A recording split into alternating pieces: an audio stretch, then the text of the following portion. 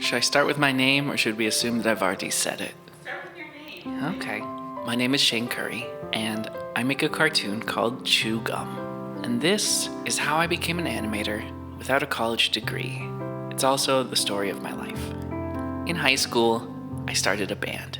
Actually, I started several bands. Not with different people, it was all just the same two other guys. But every year, we would change our band name, and we would build a whole new list of songs. I was constantly throwing away songs. As quickly as I could write them, I would throw them away. I loved recording far more than I loved performing, which would become a problem later. No one in my family went to college. My dad was a car mechanic, and so nobody had money put away for me for college. Nobody expected me to go to college. They just expected me to get a job and to work, which was fine by me because I just wanted to be in a band. I had no interest in college. My grades in high school weren't great. I barely graduated. So after high school, I got a job at a call center as tech support for cell phones. We got like 2 weeks of training and they threw us all into a giant pit. The important thing is that I was able to survive in Seattle at 20 years old by myself and then focus on songwriting. And that's what I did. I worked every day, and then at night I wrote songs. And then I would fall asleep to this cartoon called Home Movies. I had every season on DVD, and I would just play it every night ritualistically. And there was something about that cartoon that I was absolutely obsessed with. Maybe it was because there was so much music in it, but I was just drawn to it. I would play open mics in Seattle, but all of the songs that I was writing were layered. I would layer all these instruments, and they were fun, goofy songs, and there just didn't seem to be a place for me in Seattle. And so for reasons I don't really understand, I made plans to move to LA. And then I chickened out.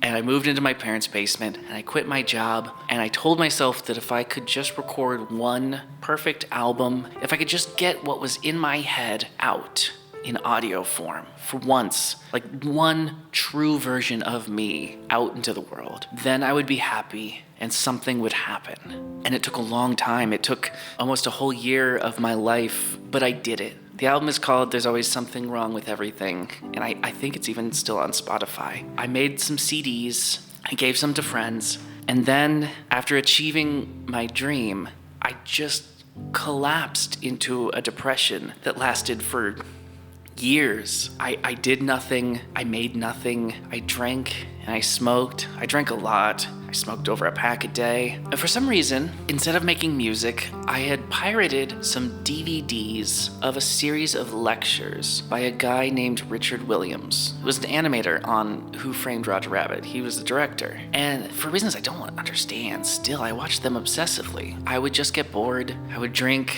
I would be sad, and I would watch these lectures on animation, maybe because it was something so separate from what I had spent my life trying to create, that it was just nice to live inside some other world. And then I thought about maybe making my own cartoons, something that would match my music, something that I could use as like a promotional tool. I don't know. But around this time, I met a girl, and this was a girl who was as depressed as I was, and drank as often and as much as I did. And we could be horrible people together without risk of breaking up. And we sort of clung to each other, and it was a disaster. But we did decide to go to LA together. For whatever reason, I had it in my head to go to LA again, years after my first failed attempt. Except we didn't tell anybody that we were going to move to LA. We told everybody that we were going on a camping trip. I packed one acoustic guitar, several books on story writing, and a book on animation. And we went on our camping trip, and we really did camp. We camped for 3 weeks straight, which I think is the legal limit you can camp. And it was just a mess. I mean, it was just a disaster. It was 3 weeks of drinking and fighting and yelling. And I mean, I even wrote a song about us traveling down there. And we got there. We got to LA. We did not have any connections or friends or family in LA. And we checked into a hotel and we started inquiring about every space you could possibly rent imaginable. And finally, we stumbled upon a studio apartment. Well, it claimed it was a studio apartment. Online, there were no photographs. There was no pictures. It was just a single line description, bad grammar, but we were so desperate that we inquired, and it turned out to be an actual studio. The landlord was fine with us not having formal jobs or work history so long as we paid our rent in cash, no checks, and we agreed. And it was small and disgusting, and we were the luckiest people in the world. The plan was for her to get a job that supported us both, while I worked on music and tried to make it. Fast forward 2 years in LA, and nothing was working out. She was getting fired from every job that she was hired to. She couldn't keep a job. I wasn't getting anywhere. We were still drinking and smoking and fighting, and it was just a nightmare. But then, around that time, she got a job as a secretary at a law firm in a building that shared an outdoor smoking gazebo with another building. And I would visit her on her lunch breaks to smoke and chat with the other people who were standing around outside there. And in the meantime, I was working on a little animated music video. So I had this little video on my phone that I was working on, and it turned out the other building that shared this outdoor smoking gazebo with her law firm was an animation studio, and the people outside were animators. And it wasn't just any animation studio, it was Fox Animation. And I didn't care. I thought it was cool, but I was a musician. I was a songwriter. I wanted to write songs. But I did happen to have like a cartoon that I was working on. I was like, oh, this is so cool. You guys are animators. I'm kind of trying to animate something. And I would show it to them. And one of the guys said, oh, that's really actually pretty good. I've been wanting to work on a project for a while too. I've always wanted to do an animation to a song, but I've always needed like a 1-minute song. And I said, I bet I could write like a 1-minute song that sounded pretty good. And he's like, give it a shot. And so I did, and I sent him the recording, and he liked the song enough to want to animate it, to use it for his project. And he thought that my animations were good enough to where I could actually kind of collaborate and help out with some of the animation if I wanted to, if I was willing to, which I was. And so that's how we spent a good month or two, kind of going back and forth with ideas. But then around that time, he had to start working again. And so he wasn't going to have the free time he once had. And then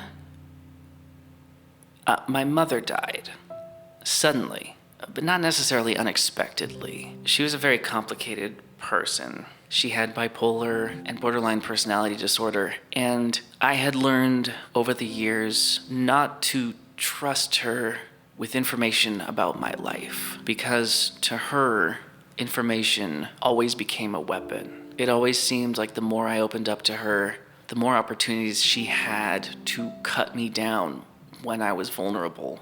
And so I tried as much as I could to distance myself from her as an adult. I kind of trained myself to not take her calls and not feel guilt, and to just keep things at a surface level. So when I had found out that she had sort of just taken too many painkillers and slipped into a coma,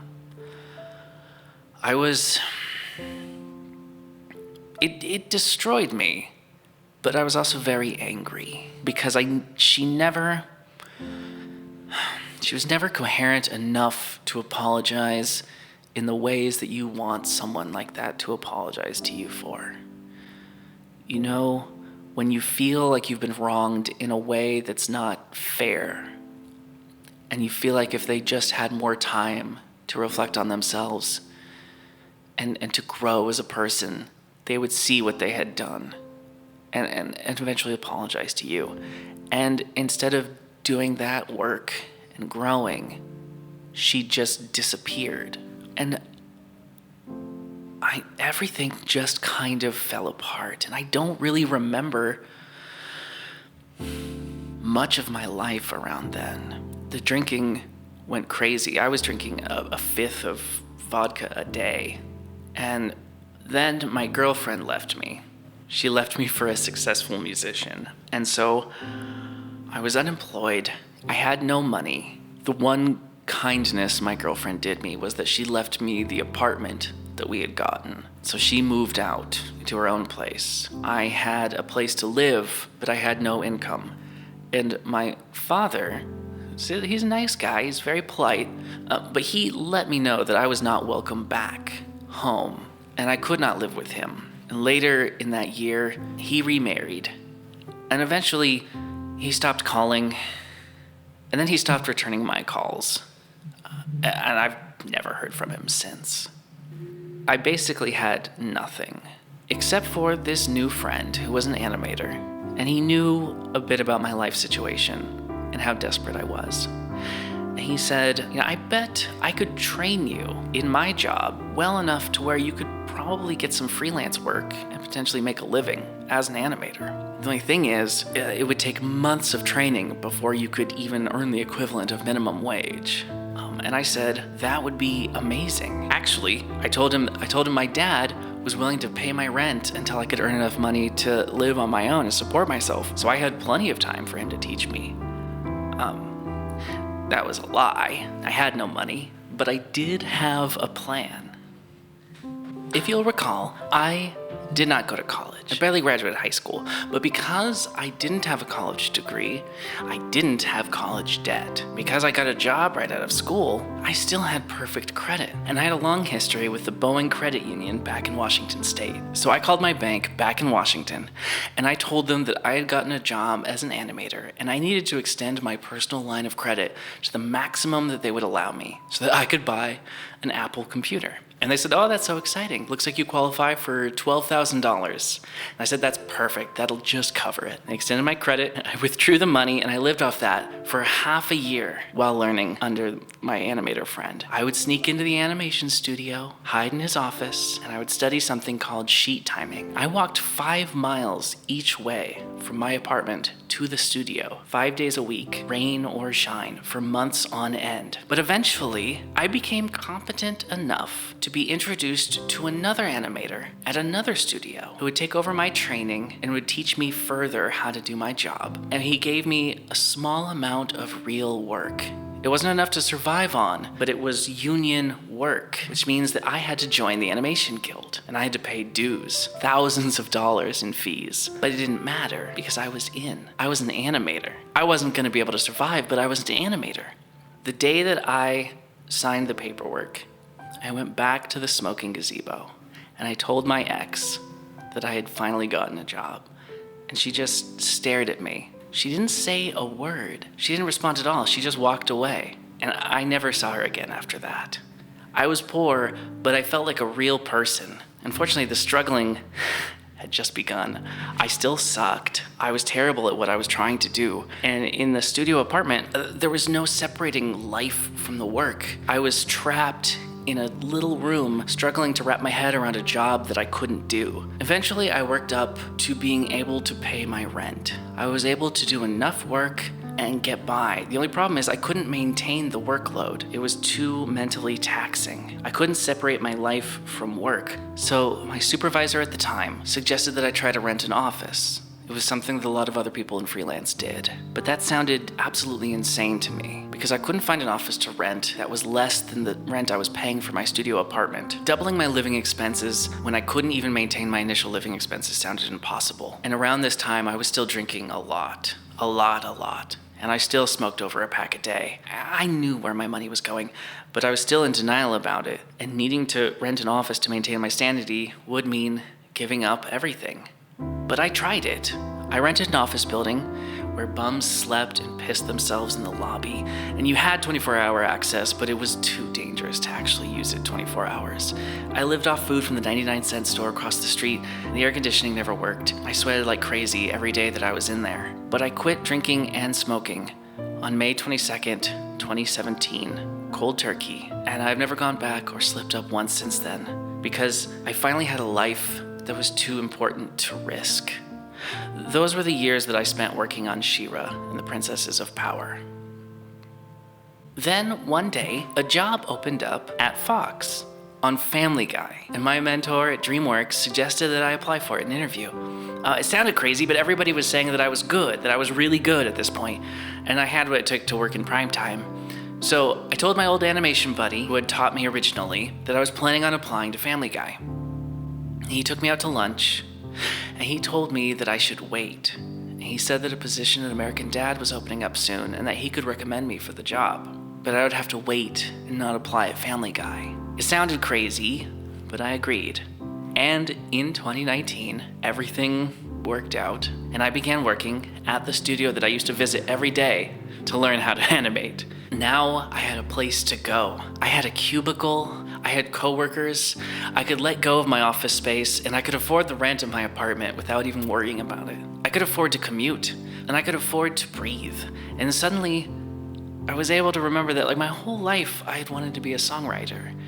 And now I had the free time to think about maybe writing songs again. And there was this open source software called Blender, and version 2.8 was in beta, and the interface was new, and it was sleek, and it was intuitive, and I thought maybe it was something that I could learn now that I had the free time. But Blender was scary, so I started really small, with cubes and blocks and cameras that moved just a little bit, and then I made a rectangle with a mouth and a pair of eyes so I could practice making cartoons without stressing about how to actually animate in CG. And I posted a clip of him online, and somebody in the comment section called him a cute little gum boy. So I made a few more videos, and some of them got millions of views. So I gave little gum boy a friend, a little sidekick, a chewed up piece of gum. And I called him Chewy. And there was Gum Boy and Chewy. And then 2019 became 2020, and everybody had to go home. And I was sent back to the same studio apartment that I'd been living in my entire time in LA. But now I was on Americandad, but I was back to being alone. Gumboy and Chewy evolved as my talents evolved. They learned to sing and to hold instruments and to play together as I learned to make them play together. And then after watching The Mandalorian and reading about the real-time render engine in Unreal Engine, I decided that my next big endeavor would be learning that software. And now I'm here, making chewgum. I'm still making them.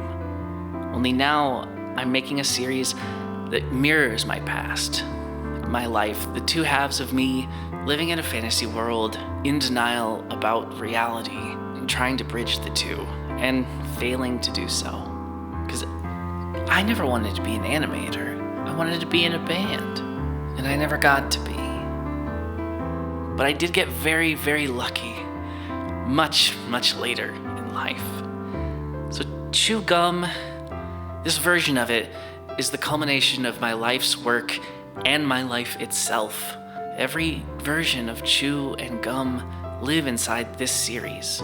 Every past moment that they've had and I've had, every character trait, evolution, has all led to creating what feels like two living creatures.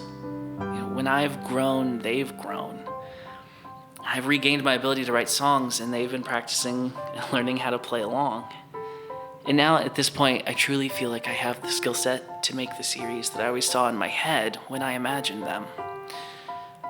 What you're watching is what I've always wanted to be able to make. So thank you for watching this video and for supporting what I'm trying to do.